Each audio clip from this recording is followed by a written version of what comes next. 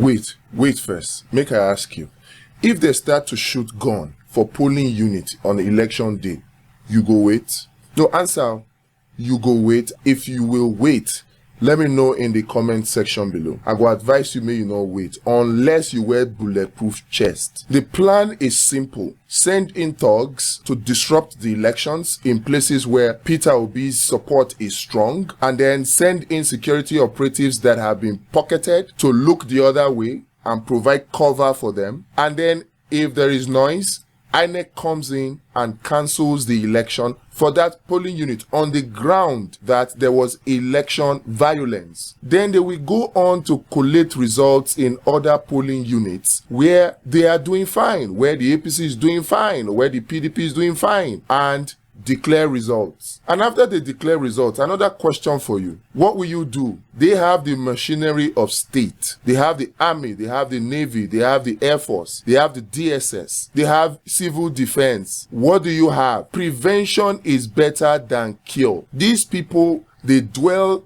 or thrive in darkness. They will disrupt the elections at the polling unit, because when they come and they start shooting gun and brandishing weapon, people will run. We cannot get concrete evidence of that action that way. So they are hiding behind the fact that there's no evidence. It's a lie. There's no violence, because you cannot be recording when they are shooting gun now. Even if you can do that, you will not be able to get clear voice recording or clear facial recording in that moment. So the solution is simple, and that is why I say prevention is better than cure. The solution is simple. Spy cameras at polling units. They are very, very small as my finger, and they work based on battery. They are powered by battery, and they can send their images of the video through Wi-Fi remotely. Also, you can store the footage, the security footage, the recordings to the cloud. So for places where you don't have internet access, you just use Wi-Fi to send them to a remote phone to record. That way we can document with concrete evidence, voice and face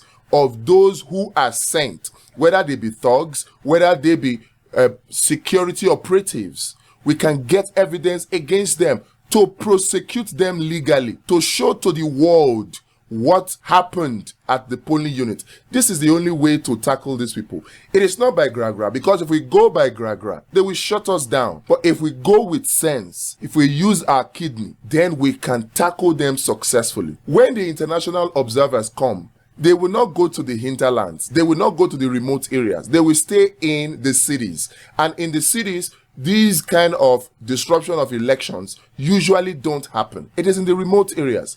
And these international observers will only base their results on what they see. So they will just go and say, oh, the elections were peaceful, they were fair, they were credible. Meanwhile, the violence that took place in the remote areas were not captured by them. We need to think to outsmart these people, not be gra-gra this time around. Because like I asked, if them start to shoot for polling units during election day, will you stand? People will run. Yes, it is normal. I advise them to, but cameras will not run. This is why we are saying support the provision of spy cameras at the polling unit on election day. Click on the link in the pinned comment or in the description to support this project. Support this project. Support this project. Let's ensure that the sanctity of the polling units. Let's ensure the sanctity of the Nigerian people, the will of the people. Let it not be subverted. It's in your hand.